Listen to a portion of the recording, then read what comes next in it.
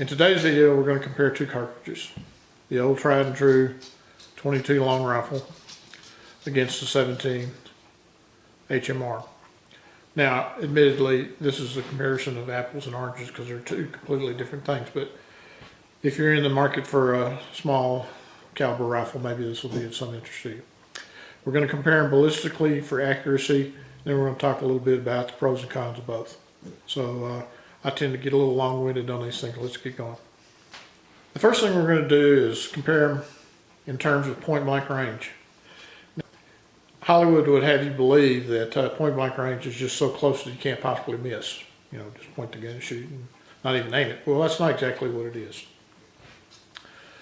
Point-blank range is a range of distance where you can put the crosshairs of your scope or your iron sights or whatever you got, red dot, on the bullseye and hit somewhere in a range of distance with a given rifle, a given bullet, a given set of conditions, and blah, blah, blah. So for today, we're going to make that distance 2 inches.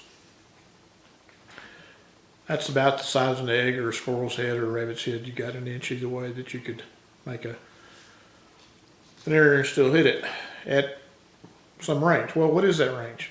Well, that's what we're going to try and determine.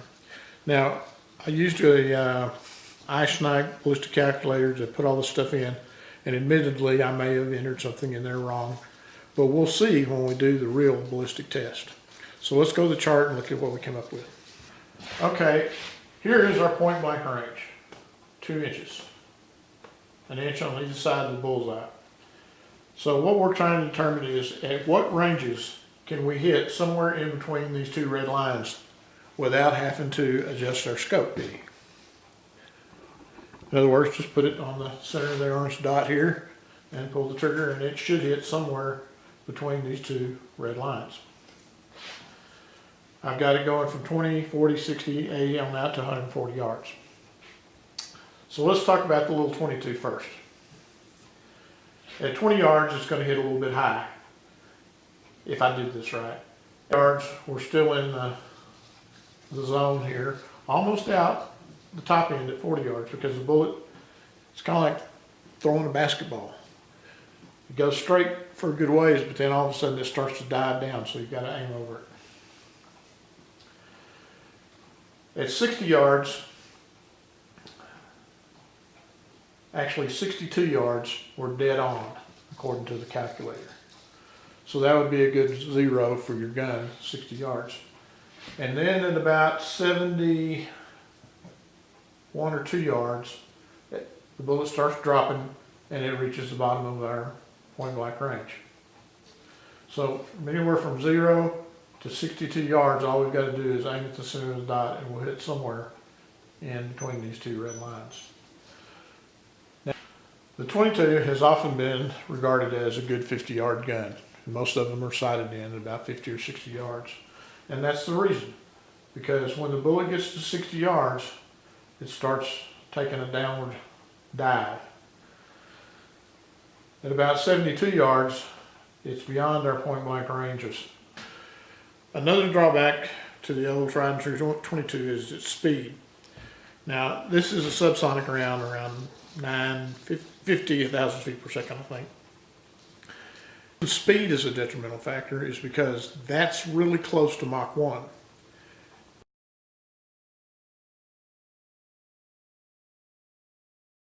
Well, big deal, so what?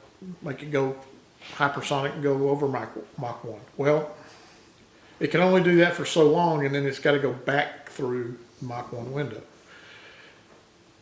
It gets a long and complicated discussion about Mach 1, but there are shock waves that build up in front of this bullet when it approaches Mach 1. It just can't push the air out of the way fast enough. So the transonic region around Mach 1 is not a good place for anything to fly, including airplanes and bullets. You can look at the corresponding drag curve and figure out why it took so long to develop an airplane with a big enough engine to punch through the Mach 1 window. Mach 1 also has a destabilizing effect on bullets because of their spin. This, in accordance, affects accuracy. You really need a bullet that can bust through that Mach 1 window and keep going. That caused a little wiggle in the bullet, which affects accuracy.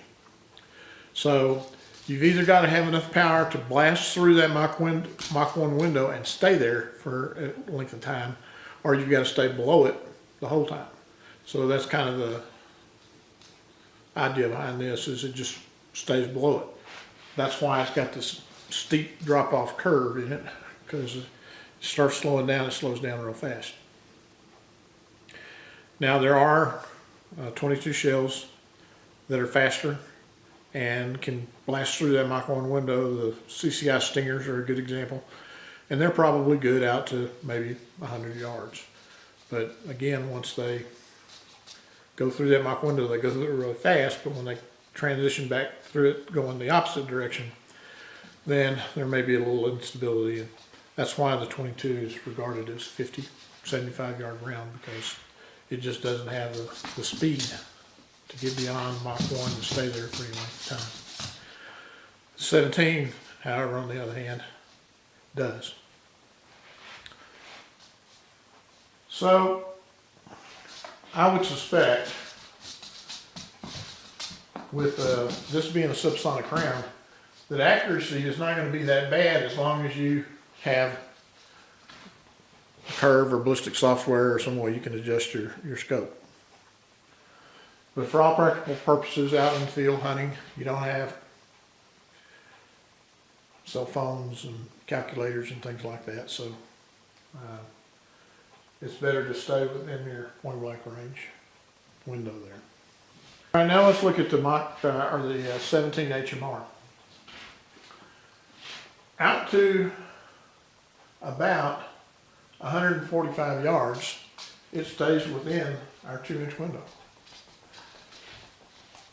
So that's pretty good. I doubt very many people could hit a prairie dog at 147 yards aiming off the hood of the truck or whatever. Now, if you've got a bench rest set up, then certainly you could go beyond that out to whatever. Here's a graph of the 17 Mach 1 or the 17 HMR all the way out to a maximum point blank range of 147 yards. Nearly double what the 22 is. So if I did that right, this is a far superior long range round. Now there's bad things about this too. One, it's loud. It's above Mach 1, so you get that supersonic crack that you can't do anything about. I don't care if you put a suppressor on your gun, whatever, it's still going faster than you see the sound, so it's making a mini sound barrier as it travels along. Maybe not that conducive to people that are hunting around the house or somewhere where somebody's going to call the law on you or whatever. The other thing is it's expensive, comparatively. These are about 24 cents a round, whereas the old 22 can be as little as nickel a round. These actually cost as much as this because it's Lapua that I bought for trying to zero in the accuracy. But generally speaking, the 22 long rifle can be bought in bulk for about 5 or 6 cents a piece. These are about 24 cents a piece. So, what we're going to do tomorrow, hopefully, if the sun comes out, is we're going to take this chart out, hang it up at 20 yards, and shoot at the center of this bullseye and see where the bullet falls. We're also going to do the same thing at 40, 60, 80, on out to 140. And we're going to see how close I got with my predictions. And if the 22 really starts falling off at 72 yards. I think we're going to find that it does, based on the work that I've done with air guns of about the same velocity and same bullet weight. The 17, I don't know. That's a new round, that's a new cartridge for me, so we'll see. But if it does what it's predicted to do, and I did that right, this is a pretty good little Armic cartridge. So, that's enough ground school. Let's go shooting.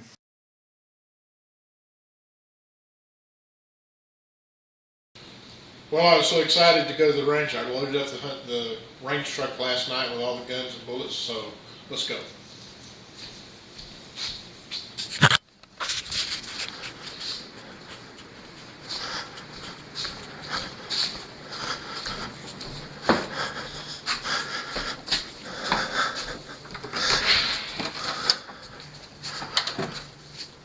Oh man, what the?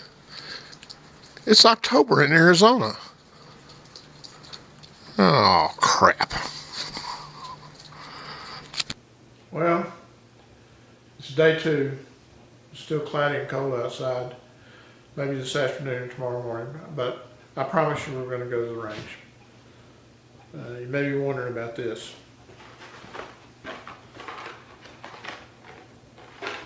This is what happens when you leave a German Shepherd puppy in house all day long and put your hat somewhere where they can get to it.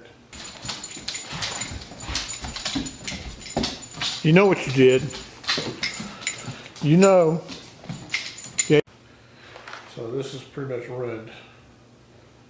Damn Justin hat too.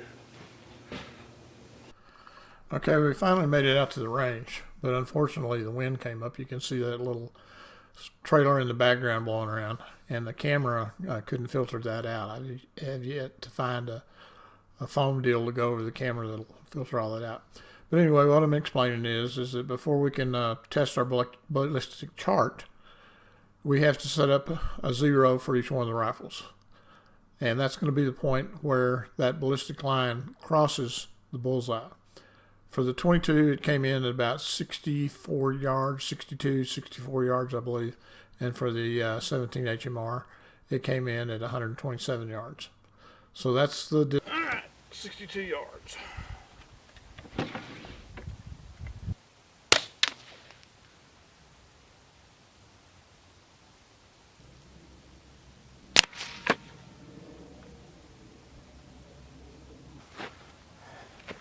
Aggravate. Damn hobby.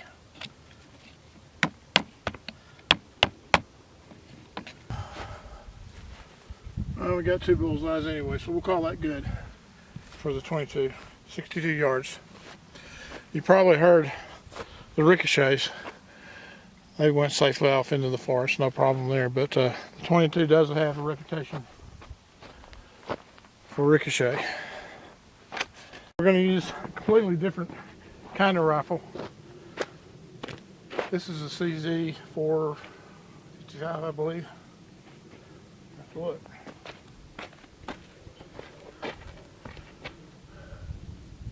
Yeah, CZ 455. Now I took the 22 barrel off of it and put the 17 bull barrel on it, which was about 150 bucks. But that's kind of the beauty of this platform, is that you can switch back and forth. It's real easy to change barrels. All you need is a couple of Allen wrenches. So if the numbers came out right, we're going to 0 this gun at 127 yards. Give you an idea what that looks like. Give you an idea what that looks like. That's the second paper plate. Almost twice as far.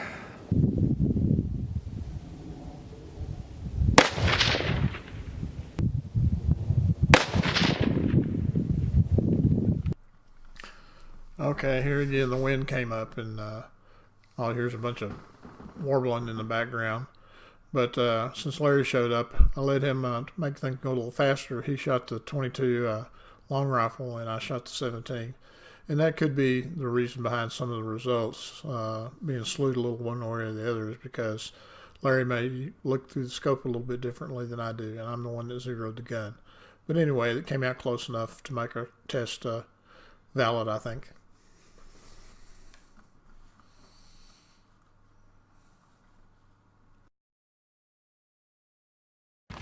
So what have we inferred from our results so far, Larry? That you're right.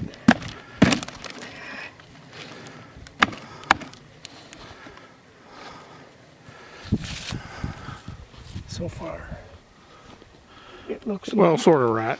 it's just a matter of Velocity. where you're shooting.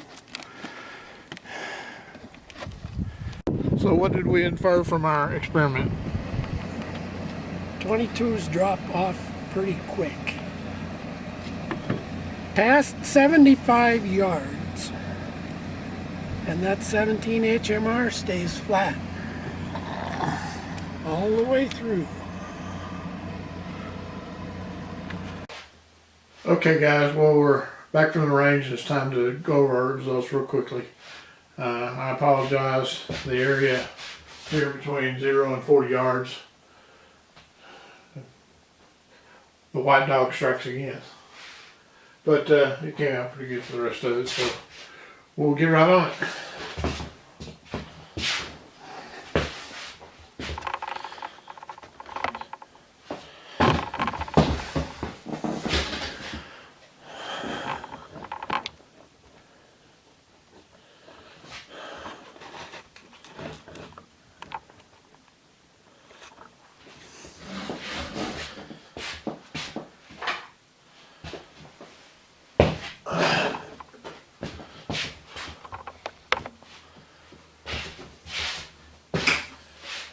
Okay.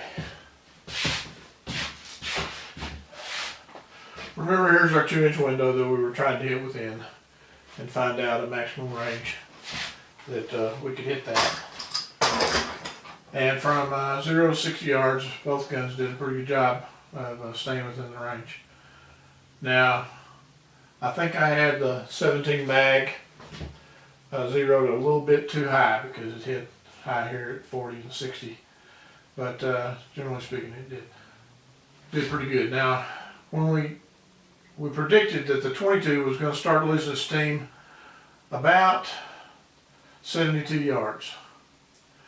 And so at 80 yards, all 3 shots actually went below the red line, or our 2-inch line here. We had a little bit of wind, so we magically corrected those back over to 80 yards, and they went in here, here, and here.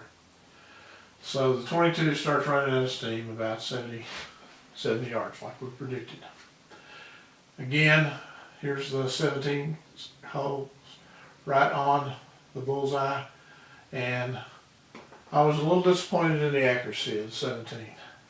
There seemed to always be a high flyer here somewhere. At 80 yards, the 17 hit here, here, and here. Again, above. One actually pretty much right on our predicted line, and the other 2 went high. The 22, if we correct for the wind, hit 2 below the line and 1 slightly above it, but still out of our 2-inch window. And at 100, the 17 was still going up. Here, here, and then I don't know what the hell happened here. But that doesn't inspire much confidence in the gun. If it's going to shoot 2 right next to each other and then a flyer up here 3 inches away from the bullseye. So it is what it is. Then at 100 yards, the 22 shot 1, 3, 5, nearly 6 inches low, nearly 7 inches low, if you correct for the wind, but pretty much according to our prediction. And then at 120 yards, it shot 1, 3, 5, 7, 9, 11, nearly a foot low, 12 inches low.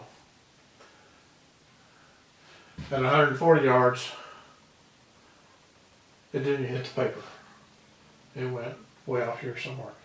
Now, the 17, on the other hand, hung right in there at 140 yards. Here's 1 shot, here's 2 shots, about 1.5 inches apart. But again, I shot 3 times. Where'd that third one go? Anybody's guess. So I was hoping to get a tack driver right out of the box. And while these results aren't horrible, they're not tack driving accuracy results. And now, one thing that did seem to come into play is we had a little bit of a crosswind, and I may have had the 17 actually zeroed in a little bit left, but it didn't seem to be as affected by the wind as the 22. At 120 yards, that's 2-inch squares. That's nearly 5 inches of wind drift that the 22 encountered. So that's pretty much it. You can stay tuned for what I like and don't like about those guns. But unless I go crazy and where am I in the picture? Oh, there I am. unless I go crazy and decide to work on this 17 HMR and find out why the accuracy wasn't any better than it was, I think I'm going to put the 22 barrel back on it, even with all its limitations. I can shoot the 22 in the backyard. It doesn't destroy my bullet trap, and I can get a lot more practice in without having to go out to the range. So that's pretty much it. Our predictions weren't exactly on, but we didn't expect them to be. We expected them to be in the ballpark. And the 22 long rifle with subsonic ammunition in it starts to run out of steam somewhere between 60 and 70 yards. The Mach 2 didn't. It shot pretty flat all across up to 140 yards. Again, a little bit disappointed in the accuracy results, but that could be attributable to a million things. But, the 22 long rifle. Okay, let's go over some of the good and bad points of the two calibers as I see it. Now, some of you may disagree with this, but that's okay. We'll do this real quick. I don't expect you to read this. I just made this for my benefit. Talk about the 22 long rifle first. Some of the good characteristics are, number one, it's a classic. Everybody should own a 22 that's interested in shooting. It's been around since well over 100 years. So it's a tried and true cartridge. It's cheap. You can buy 22 long rifle ammunition for about a nickel a round. It's available. Any of the mail order houses have it in various bullet weights and speeds. You can find it at any Kmart or Walmart or any place that sells bullets. They've got 22 ammunition now. I'd stock up before the next election. It's quiet. In my CZ rifle, you really don't need a suppressor to shoot it in the backyard. It's got a long enough barrel that it quiets it down. With a suppressor, you're down to pellet gun noise levels. So it's you can be inside the house and be in the backyard shooting and you won't even hear it. With certain rounds, you got to stay subsonic. There's a wide selection of ammo. We already covered that. Suitable for backyard use, it can be. One plus is if you buy a rimfire bullet trap, put it in the backyard, it won't damage it with standard velocity loads. It has limited range, it's slow, so you don't have to worry about the bullet traveling miles away and killing something you can't even see. That's also under the bad characteristics. So some of these actually cross over good or bad depending on how you look at it. It's fun to shoot. The fact that you can shoot so cheaply greatly increases the amount of practice you can put in a day. It has little or no recoil or kick. You can actually look through the scope, pull the trigger, and see the bullet hole through the scope without it jarring it up where your eyeballs get crossed or whatever. It's a good trainer for holdover. Since it has a steep ballistic arc after 60 or 70 yards, it's a good training device to teach people how to use a ballistic scope or calculate ballistic drop. It can be very accurate depending on the setup that you have, the gun, the bullet, whatever. But 22s can be pretty accurate. All right, let's talk about some of the bad things.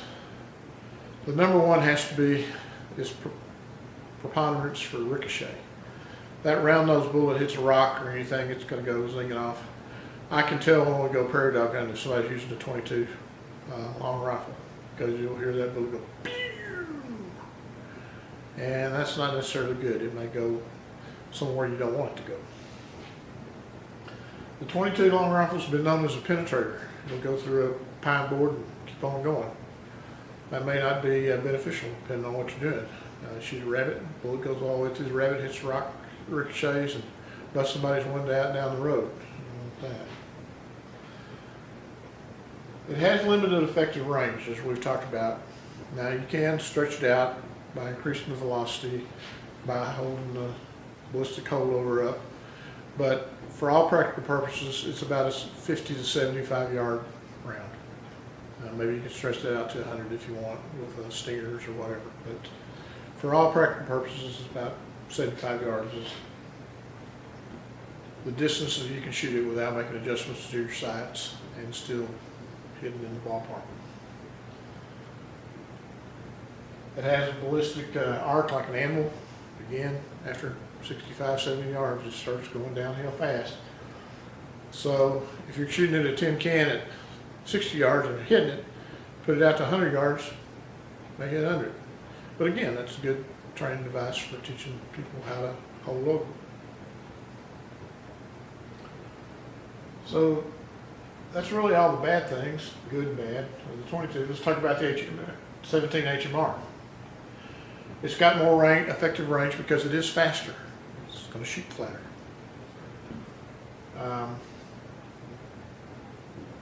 It has a disintegrating bullet. The bullet hits pretty fast, whatever it's going to hit, target,